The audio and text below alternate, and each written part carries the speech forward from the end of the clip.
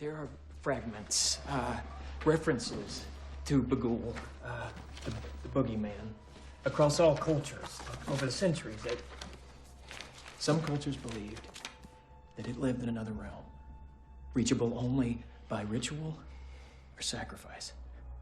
And others believed that it fed off of the corruption of innocence. But no matter what, there are always three things in common. There's a murdered family, missing children, and some form of iconological totem, or a thematic offering, an image, literature, music. Okay, so the murders are captured through art? It's aesthetic observance of violence. That little girl.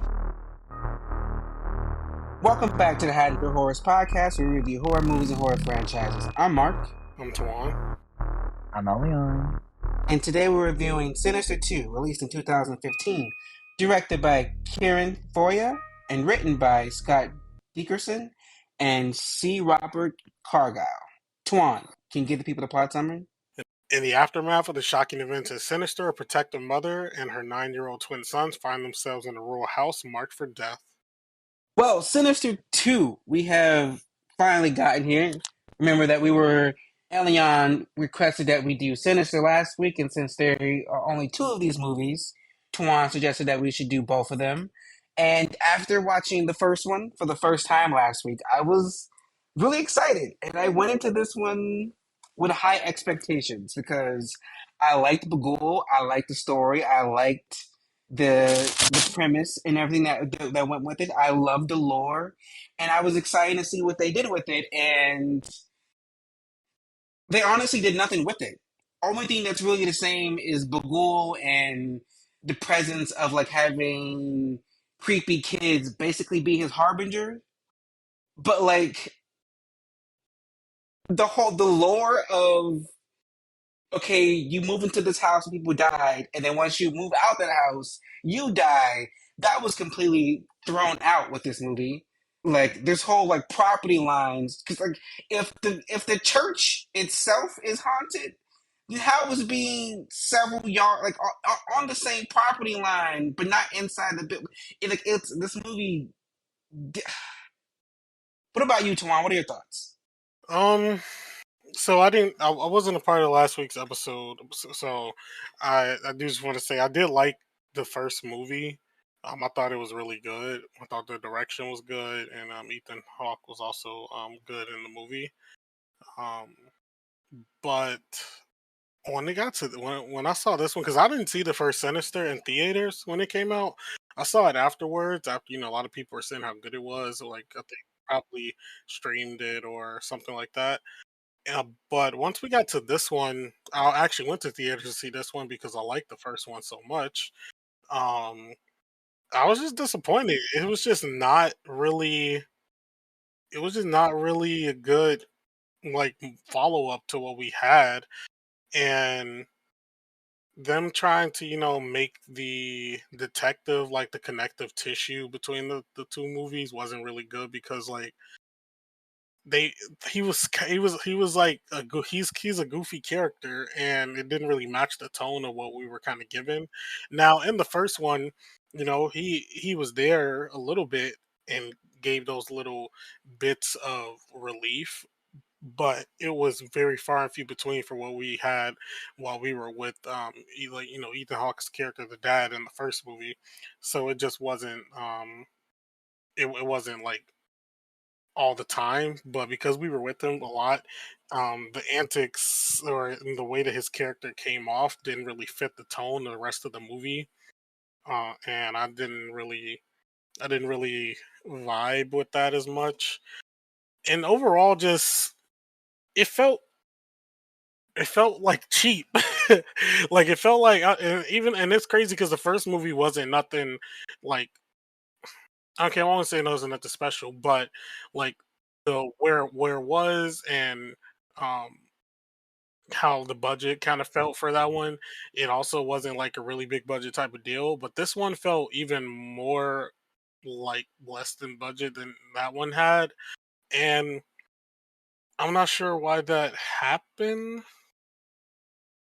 As well as I didn't really like the tapes and stuff in this one that we got. They felt a bit more forced this time around comparative to what was in the first movie.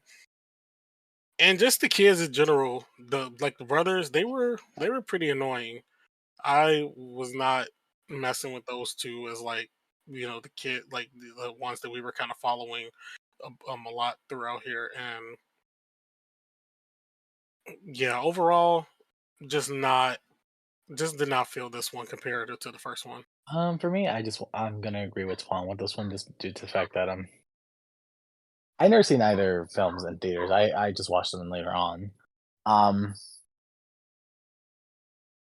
I felt like Hollywood just saw like they had a good success with the first one, and they thought make just like creating a new one would bring box office like an income, but it was just more of like the story was not well. It was not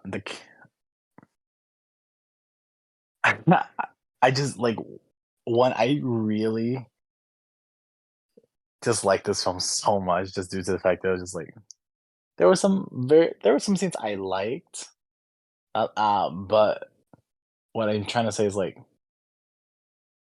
it was not very well planned out for the this film was not very well planned out. I would say like I guess they were trying to have like a suspense and horror aspect like they did with the first one, but I feel like them adding so much or like no, just them adding so much was just like I didn't feel anything. It was just more of like it was just it's whatever. On top of that, I felt the mystery of Bagul was taken away with the kids, and like the kids being in this film was like so unnecessary. To be fair, like I understand, like in the first film, we understand that the kids were the ones killing, but that's what made the film really good because there was like a mystery towards it. This one, on the other hand, just felt just like Twan said, cheap. It was not well thought out. It was not well planned. Um, this was a horrible, in my opinion, horrible second film compared to the first one they made.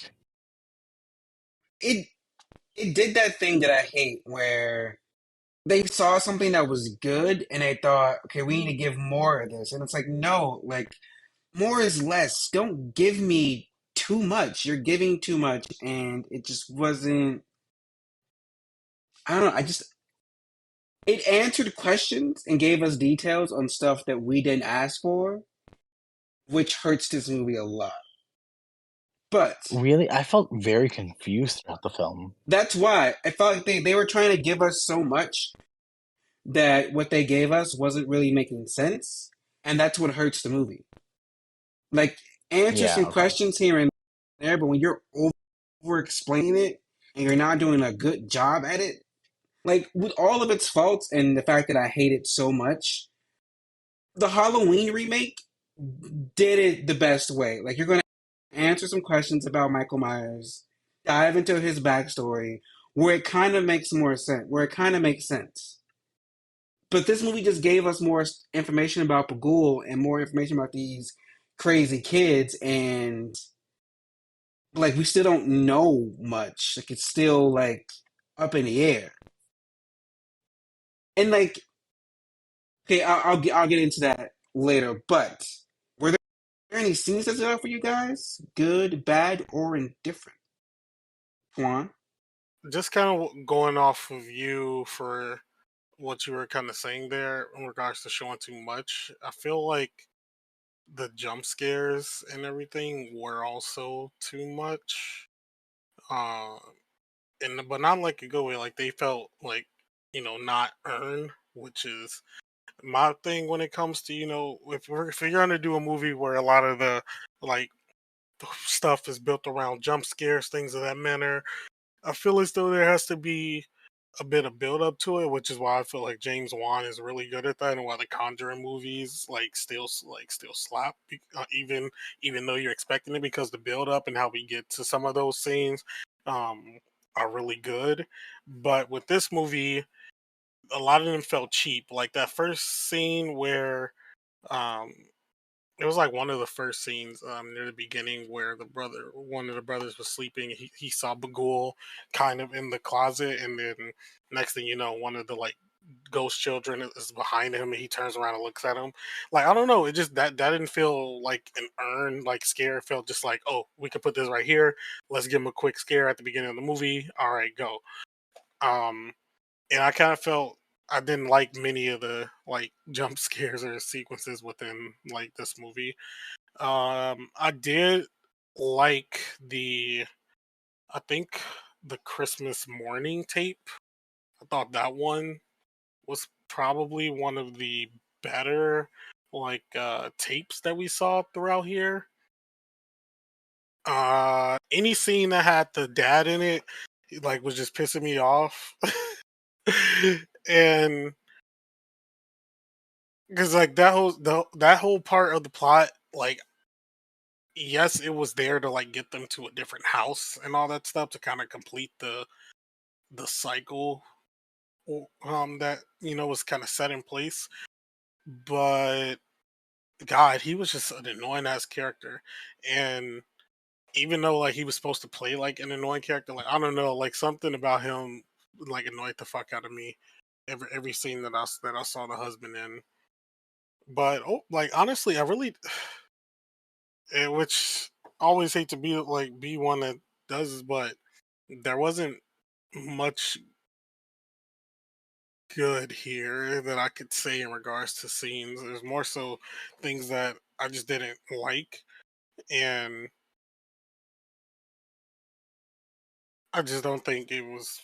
I just don't think this one was really held up really good with the direction, anything like that. For me, any scene with the dad also pissed me off. But I think that was kind of the point. I got a big day planned for us tomorrow. You're gonna need all that energy.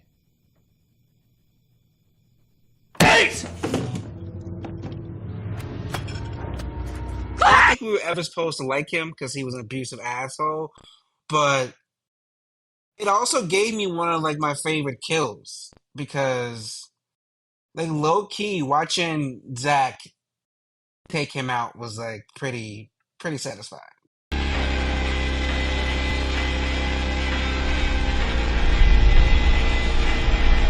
know I don't like Zach, but outside of that, there weren't any really good scenes. I feel like all the scenes with the tape, like you said, didn't feel right. There were too many scenes of Bagul. We saw too much of Bagul when we were barely seeing him in that first movie, and now he's everywhere in this movie, and that for me, it kind of takes away from the mystique of Bagul. It's like, why are we seeing him this much? Like, less is more, and y'all had that so right in the last movie, but now you're overdoing it and overshowing him. So every scene with him was like, you're losing me, you're losing me. But what about you, Elian? For me, I do want to agree. Just like less is more. I think you and I definitely discussed about that last episode when it came to Sinister. Um, I just didn't. They really tried. I don't know if you guys noticed it. Just like Twan said, like they were trying to hype up too much of the jump scares. They really tried their best to make these kids very menacing when they were never at all. Like every time I saw them, I'm like, oh, okay, cool, whatever. Like aside from that, I thought like the makeup skills for these kids were not that well done, well, not well thought out. Um, I felt some of the a majority of the scenes were just like they were just trying too hard, basically. Especially uh no. But I will say, just like that father scene, I hated that man so much. He was so irritating just due to the fact that it was not only just his ego, like his his ego, and basically he's an abusive asshole. It was just due to the fact that he had so many connections that with like the police and this poor woman trying to escape. It was just like you already knows like that's what makes him such of a fucking big asshole. Like she can't even get help. Like every time she tries, he has like connections that will make her look like she's the one that's in denial. And that's what made like him such a piece of shit. Um I did enjoy his death scene so much. I wish there was more. I will be honest, but it is what it is. Um, I think the only scene, and this is just for me, that I found quite eerie, and What about kills? Any kills stand out for you?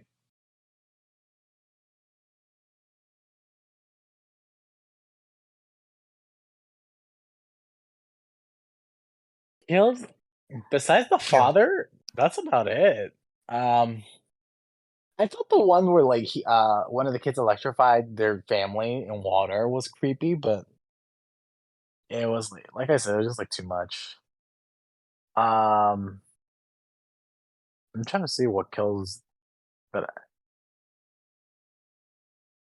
the father, I already said that. Yeah, that's it. That's the only kill. That's the only video I liked was when he electrifies his family. That's it. Go on. Yeah, besides the father, I think the only kind of kill sequence that I liked was the tape, like I mentioned, the Christmas Day tape or Christmas morning, when the family was like frozen and in the snow. And I think the other one was the like kitchen remodel one when they electrocuted like the family, the kid electrocuted the family over the floor. Besides those, there really wasn't much because it was really kind of the tapes were the main thing that was giving us the, I would say, kills of the movie. And also I guess I'll mention the Sunday service one where like they did like that medieval torture on the people with the rats, putting them on Mhm. top of them. I almost forgot about that one.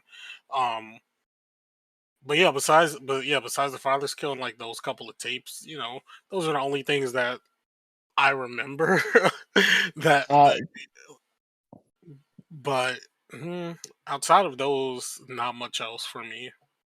what I wanted to say was like the amount of CGI used in these tapes compared to the first one made it even worse. Like Yeah, I think there was one with the crocodiles or alligators where they chop them off. You can tell how yeah, fake it was, especially with the Sunday service with the rats. That's what I disliked so much about this film because in the first one, it looked like it was a homemade movie. Like it was definitely a homemade movie, and the way like it was so realistic. They didn't use like any CGI for these things. Not that I'm aware of, because I do remember that Mark and I were talking about the hanging scene where that was an actual hanging scene, like a scene. They made and I felt bad for because Mark brought up a fact where I was like, where he said like, oh, they were actually. I think one of them was actually choking. They were actually hanging him by accident, and that was just that was due to the prop director not doing a correct job. But I'm just saying like at the end, that's what made this film like these tapes so terrible. The amount of CGI used, they thought that maybe they can make it creepier. No, they just made it worse by doing it. Oh, let's move on to the characters. Let's start with the mother. Let's start with Courtney Collins. What'd you guys think of the mother? I actually felt really bad for her being a victim of abuse and running away from a husband who literally wants to take your kids away. On top of that, nobody believing you due to the fact that, like I said before, the husband having connections with the police force is like it's exhausting, and so like how mentally draining it is for her. yeah. I agree. Like I as well, kind of felt bad for her. Like just due to the situation that they were in, and also like just having like put it. but also like putting her trust in like Deputy fucking so and so because they didn't give this man a name for some reason. We still don't have a name for it. I keep forgetting. I forgot his name was Deputy So and So. To be Yeah, honest, like he literally didn't have a name. That was his name. But but putting her trust in this man to kind of help, I guess, with whatever was happening was. I mean, in the end, it did help, but that was definitely a choice given her situation. But I did feel as though she was a good mom trying to protect her kids because like she, had um had their little code words and stuff. When Deputy So and So was on the property, she came out with the shoddy and was like, what the fuck you doing? So I felt like the character herself was like the mother, but it was more so about the kids this time around than the last movie when it was more so about the dad. And she kind of fell towards the back end of the movie, even though like she like her presence was still there. Like she kind of fell towards the back end because it was more um like a struggle between the two brothers essentially. What about former deputy, current PI, so and so? Okay, the fact that this man doesn't have a name is annoying. Like it was are we kind of sure he cute doesn't that have it? I'm sure he does. No, I'm no, he sure they he doesn't has. have a doesn't. name. They don't name him. What? It's so and so. Yes, and it was cute in the first movie when we only saw him a couple of scenes here and there. But when he's the main star, the male lead of this film, why doesn't this character have a name? Saying PI so and so is annoying, like very annoying. And like I think it was you, Tuan, who said earlier is like when you have that comic relief broken up within a serious film, that's okay. When he's the main character and he comes with a lot of comic relief and has a lot of quippy one-liners, it takes away from the suspense I'm supposed to be getting. Like it's bad. Yeah. So I just don't think this was the correct lead that we should have had for this movie. And it's kind of like what I mentioned earlier, what Mark just mentioned again, because it's kind of the whole way that the ex detective, like whatever they want to call him, like the way his personality comes across for the movie, it doesn't really fit the tone. Like this character would fit better in like a Scream movie than he does in Sinister because like it's just not meshing the tones together. And while he like the actual like but that part, I will say that part aside, even though it was a part of his character, like he was like being helpful and like taking everything like seriously though as he could for how they like wrote him. But the actual like character like took the situation seriously, was actually trying to like prevent the stuff from like happening onward, which is commendable because it's kind of like if this was like a real situation, someone doing that so that people that they don't know wouldn't end up dead is like commendable type action. So that's like good on him, but uh oh fuck, I was about to get into it. That was commendable of him, but I think maybe a little bit more research was needed into what he was trying to do. Um, because like because just like I feel like Mark mentioned at the beginning, they didn't really keep the correct continuity and of what they kind of set up in the first one versus what he was giving us in this one of what to do. And I think that kind of made it a bit of they kind of clashed a little bit with the plot. And especially once we got like towards the end and everything, but I mean, he was serviceable for what to as a connective tissue. But honestly, I feel like I just would have liked it better if they if he wasn't our protagonist and we just got another like just straight up family, and then they unraveled it as things went along, or if it was like, well, maybe I'll get to that towards like the end. I can like the end of the, like once we finish the characters, and I could kind of say what I think would have been better. Like you said, they picked up on the wrong threads, and to have this character be the lead, he was the one who gave us the when they leave out of the possessed house and move somewhere else, they then die, and that becomes the new possessed house. To have the character who discovered that and to get and gave us the information be the lead, then take the story a completely different route is insane. Honestly, we didn't even spend that much time with him. And that Not whole really. like they made him the lead for nothing. And then he got his ass kicked by the dad at the end. Like, sir, you got beat up. That 9-year-old kid handled his father way more than you could. And it just I was just taken away.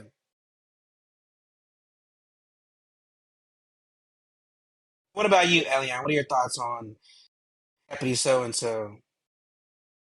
Oh, just like what you said is like I don't know how they made the main protagonist a side character in this film. Um, just because, like you said, we barely saw him like that much. We saw him like now and then clips. Like we did see him in the beginning of it, but then after the movie still continued, it just got less and less until the very end, and that was just due to the fact that he was saving the family. Um, it's just we are like Detective So and So, whatever you want to call him, deputy. Like we were introduced to him as like the comedic relief of a film, but the fact that they chose to make him a main character, like the protagonist of this film, which is like it came off as an interesting idea. And I was a little bit on board to see where they were going because I was like, maybe they're trying something new. But unfortunately, it did not work well, or they did a very poor job in trying to do something with it. On top of that, uh, just like you said, I felt like I could see him in a movie, like in a Scream film. Like every time I saw him, I felt like I saw like Dewey. I'm not gonna lie. Oh my God, Uh, yes. Yes. And Tawan can tell you that I spent on every Scream podcast, I hated Dewey, and I was so happy when he finally died. And he reminds me so much of Dewey. Thank you. Thank you for saying that. no, because I was like, yeah. But like, if this like how Scream was, because it was a satire horror. If it was this way, it would have been fine if they added more comedy more than horror. But this film was supposed to be like a thriller horror, and I didn't even feel anything. I just felt well. I'll get to that later. But back to the character. I'm so sorry about that. I trail off a little bit. He was not very much a character I would have thought that was the protagonist, even though he's supposed to be. He's supposed to be. The film went into a different direction, like midway, like not even midway, like a quarter in. Um, and I just felt like he didn't have much influence on this film at all, besides like adding some bits and pieces that from the past film. Honestly, he was just used to be a continuous thread. Like we needed a connecting character from the last movie, and they killed off the whole entire family. And all they had left was Deputy So and So. That's literally the whole reason he's here. I would have much rather what's the guy's name from John Favreau came back, and honestly, my ideal sequel would have been Deputy So and So and John Favreau professor character teaming up to like really investigate Bagul. And then it goes into the lore in a different way, and now it just would have been different, you know. But going about it this way with just Deputy So and So was not the way to do it. It it was just it wasn't the way to do it. Let's talk about the Bagul. Hmm. Yes. Let's talk about the Bagul kids. I don't know what else to call them. The little creepy haunted, little creepy kids. Like, again, less is more. We didn't see them that much in the first movie, and we damn sure didn't hear them talk. Now we're seeing like a whole gang, and they're all talking, interacting, and playing with the other kids, and it's crazy because again, like I refer to them as like Bagul's harbingers. If you're gonna have Bagul be super present in this movie, then why do we have these talking ghost kids? We don't need both of them to be present. What made Bagul like cool to me is that you kind of saw him in the background, but the little kitties was doing everything. You knew at some point Bagul was going to be the one to like take that kid's soul. We like, why were the kids there, and why were they talking? Why were the kids talking? No talking kids. One. I feel like we saw too much of them in this, which is kind of what you kind of mentioned earlier about seeing a bit. They showed us too much. I feel like that the interactions that we saw with them with the ghost children was a lot more than what I felt like we should have seen. And like you mentioned, like they kind of made them into like actual characters. Like they were consulting with them and with the boys and everything. And I don't think I was kind of fucking with that. It just didn't really. It wasn't like when I was watching it. I was like, okay, I get what we're doing here, but I don't really like this. And not saying it seemed necessary because it makes sense to show the kids that they want to um what's the word, to show the kids that they want to have like join them next, or be under Bagul's reign, other kids, because that will make another kid feel more comfortable, even though this is like a weird situation or putting him down a dangerous path. Obviously, I just don't feel we should have seen as much of it. But also, with the way that they have the story crafted, I don't see any other way that they would have done a lot of this without showing them as well. Which at the end of the day just points me to being that this was a bad story. I wanted to beat those little kids up. I was like, y'all irritate the fuck out of me. Um, what can I say? It was just the kids. They were just so excessive. They brought down the horror for me. That's what made this film like they made this film annoying to watch. I was like, oh my god, like the amount of peer pressure that these kids had to do to this child just so Boogle won't whoop their ass. Um. Anyways, like back to reality. No, their presence made this film just like an annoyance. One, I felt the presence brought down the horror aspect of the film. Um, their characters, like the way that they were designed, looked very cheap, especially the makeup. Um, I just felt there was no mystery. These kids took away the mystery of the film. That's all I can say. Well, speaking of kids, let's go over to the Collins twins, Zach and Dylan. Now, the moment I saw twins, I was like, okay, one of them has to be evil. That's just how it. This is how it goes. Either both twins are evil, or one of the twins are evil. I just didn't know which one was going to be. Now, I'm just trying to figure out what's wrong with Zach. Why he was why he was so gun ho to become one of Bagul's kids. Like he was really just trying to be one of the Bagul's kids. Like the girl from last movie was possessed. She was possessed. She had been talked to. She had been taken over. She killed her whole family after she had already gotten Baguled. This man was ready to kill the whole family before he got Baguled. He was like, "I'll kill him. Take me. Why you want my punk brother?" Now I kind of felt bad for Dylan, Like fun. and in my case, like in Dylan's case, if Dylan would have went with Bagul and taken everybody out, I kind of wouldn't have blamed him, given that like between him and his brother, he was the one who was getting beat along with his mom. And they never actually explained why Dylan was getting beat and Zach wasn't. But also, like watching your brother and your mother get beat makes you want to murder people. Like what? Like be fucking for real. Like I rarely like kids in horror movies. You know, I got past it with Chucky.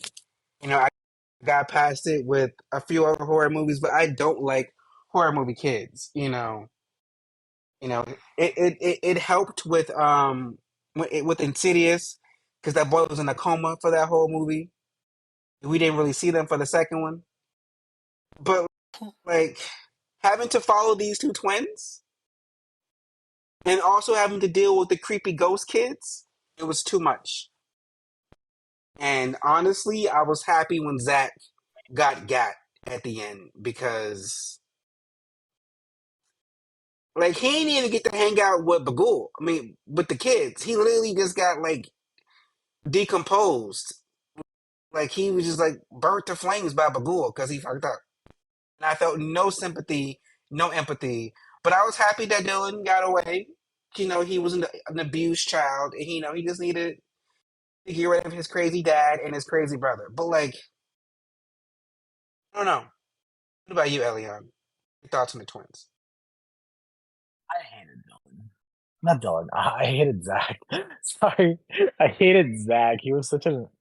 Oh my god, he pissed me off. Like he was already showing off narcissistic tendencies just like his father. I wish there was more background, just like you said, that why he wasn't beat up, but Dylan was. I don't know if it was because like Dylan seemed like an easier target than his brother. I'm not sure. Um, but he was just an annoying a little like he was just an annoying kid. I was so happy when Bagul killed him. It was like I wish it was like worse than just like that little like turned into ash. Um, I wish it was more. No, uh, he just felt like I just feel like he was just so lost and out of place, just because like you you can tell Zach gets the least attention than Dylan because his mother babies him. Not even just babies him, it's just like due to the fact that she's trying her best, especially coming in from an abusive household, and Dylan was literally his dad's punching bag. So I do understand where the mothers are coming from that sense, and maybe that's why Zach is like being like this, just because he wants attention, he wants actual love, or he wants to feel like he can fit in or he belongs, and that's why he's going out this way. And even in this haunted house, even what's happening, seeing these horrible things, Zach was still out of the picture, which made him feel more rage, and maybe that's why he wanted to kill his family, because at the end he just wanted to fit in, especially with these kids who have done it themselves. But at the end, his character, his character himself, he was just so annoying. That's it. He was just annoying. Uh, Dylan, I just felt really bad for him because obviously, he was abused. Like I feel so bad for him. I understand why he reacts the way he is, because he's a child of drama.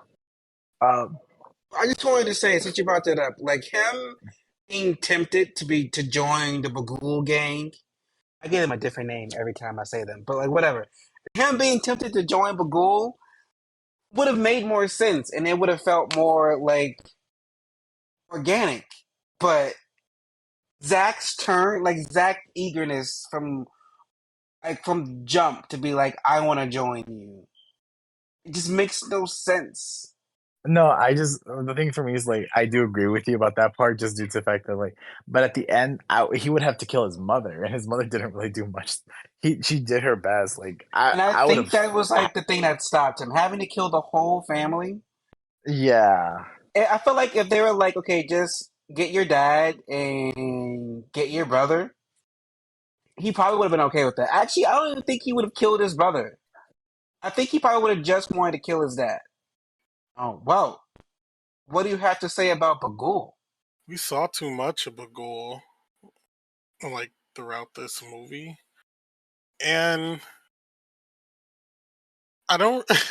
There was, we when you get these sort of like movies where it's like an entity or something, we get a little expansion on it, and while I feel like they tried to do that a bit with deputy so and so or whatnot to like expand upon Bagul, um, there wasn't nothing really new that we learned, and the stuff that we did learn that was quote unquote new was just kind of changing the rules to what happened in the previous movie, but not in a good way, because some movies do that where, oh, maybe something was misinterpreted the first time around and you have to do it this way, but I don't think it was done very well in this one, and I just don't know, and I don't know if it was like the way that maybe the a lot of stuff was like done here. It's just the stuff that was scary in the first one did not come across as like scary or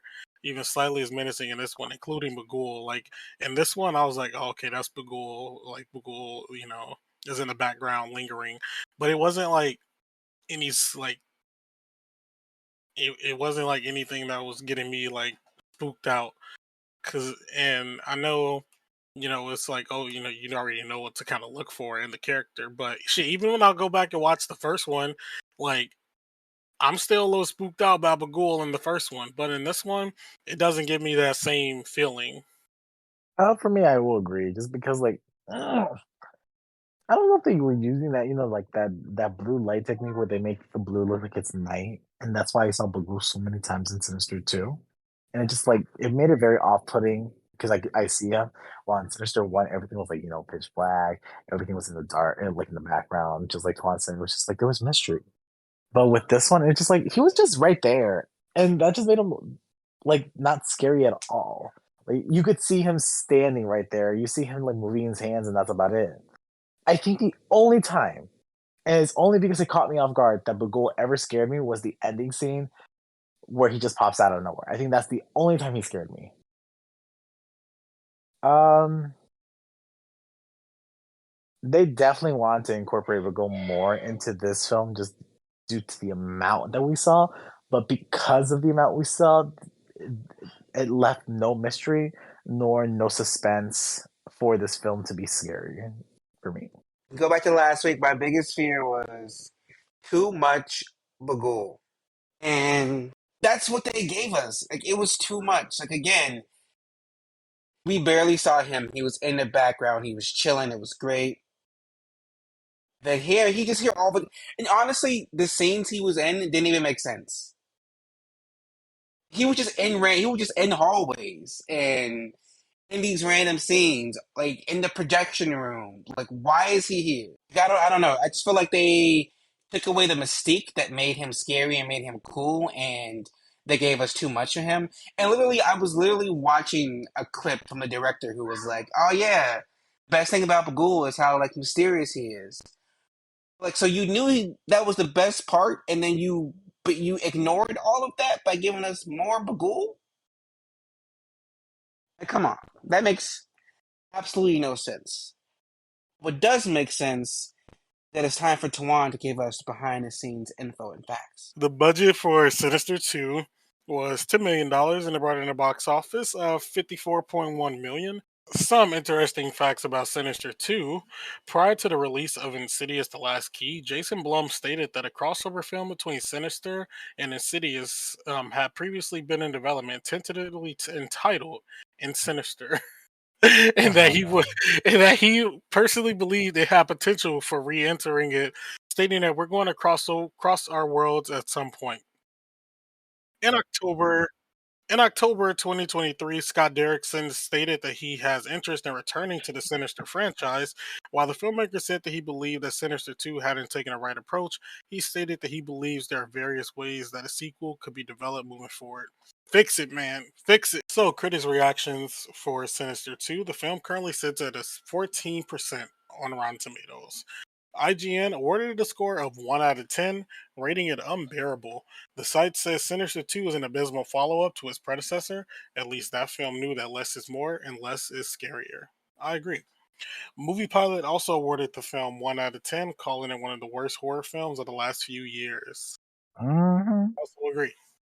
Elion, do we cash or pass Sinister Pass. 2? Elion. Pass. Pass. Never watching this shit again. This is like the second time I watched this film. That is the last time I watched this film. It was terrible. Juan. Also a pass, and same as Elion, like this is actually the second time that I've watched this movie since I saw it in theaters the first time. And yeah, if we hadn't done it now, I probably would have never saw this movie again, if I'm being very honest with you. Um it just doesn't hold up at all to the first one, and I don't there's not really any good elements here that I could even like appreciate. I try to find a good element or something, even a movie that passing, but this just didn't really have it. You can't really go from like that really good performance we got out of Ethan Hawke in the first one to what we got now with this one, and especially with Scott Derrickson's direction as well. He's a very good director, and I feel as though the director they picked for this one just didn't do it service, and the story just wasn't good. So it's definitely a pass for me. I probably won't ever watch this movie again. And honestly, if I show someone the first one, I won't be showing them the second one. That it's gonna be 3 for 3 because I agree with both of you. But the only difference here is that this was my first watch and my last watch, and I'm upset with Tuan for making me watch this because I was gun ho to just do the first Sinister and call it a day. Tuan was like, "No, let's do both. It's only two of them." And Well, you evil for I don't, that. You're wrong for I that. don't see why there's two of them. This movie is not needed. This movie is dumb. It completely deviates from what they gave us in the first movie. The lore isn't the same. The suspense isn't there. The character isn't there. And why the hell is so and so here? And why doesn't so and so have a name? Like, this movie is not good. And this to be the same studio that gave us Insidious. What was it Sinister about? Is that the one where they knock on the wall or something Insidious 3 was with the with the wheel girl. with the wheelchair? With Yes. the sidekicks, right? The I girls don't remember and too the much whole about like that. family line and whatnot. That was the fourth one. No, because they okay. I'm getting Three them all was with mixed the up. three was with the single dad, and the daughter was the one getting haunted after she got Who got hit into by an that accident. car? Yes. That car scene always takes me out because that is unintentionally hilarious. What? I can admit that Insidious 3 isn't the best of the bunch, but it's better than this. This movie is bad. Like it's crazy because the people who wrote the first one wrote this one. How did you get it so wrong? And see, and Scott knew it was gonna be a bad movie because he didn't even try to come back to direct it. I Nope. guess he could have been doing Doctor Strange, but Well, that so is that is true. Doctor Strange came out in 2016. This came out in yeah, 2015. 2050. Like, he could have been in prep because I know Marvel make you prep for like 2 3 years before the movie before you even start shooting. So that could Yeah. have been why the movie, like the script, wasn't there because he probably was preoccupied with Doctor Strange. But I don't know. This movie is just doesn't have that same charm, and it sucks. It's a pass for me. I will never see this again. And like Tawan, I would show somebody the first movie, but if they mention the second movie, they're on their own. I will not be a part of that journey with you. Goodbye. This is a one and done. You know it's not a one and done? Well, for me at least, that's the movie that we're going to be reviewing next week. Hollow Man, starring Kevin Bacon. I happen to like Kevin Bacon, so I'm excited. I've seen this movie several times, so I'm excited. Yeah, actually, I'm excited too. But we still enjoy it. To find that out, tune in next week. Until then, good night. If you like this episode, please check out the Haddonfield Horror podcast from big series like Friday the 13th, Halloween, and Saw, or our one-off reviews like The Blackening and Hereditary. You can follow Haddonfield Horrors on Instagram and TikTok, where the hosts post updates and mini-reviews. Full episodes are available on several podcasting platforms and YouTube. If you're listening to us on YouTube, please like and subscribe. The Haddonfield Horror podcast is produced by Mark Smart, Maria Perez, Twan Griffin, and Elian Cordova. Themed by Lethal Injection and edited by Mark Smart. The Haddonfield Horrors podcast is a Letters to Media production. Should we do an intro?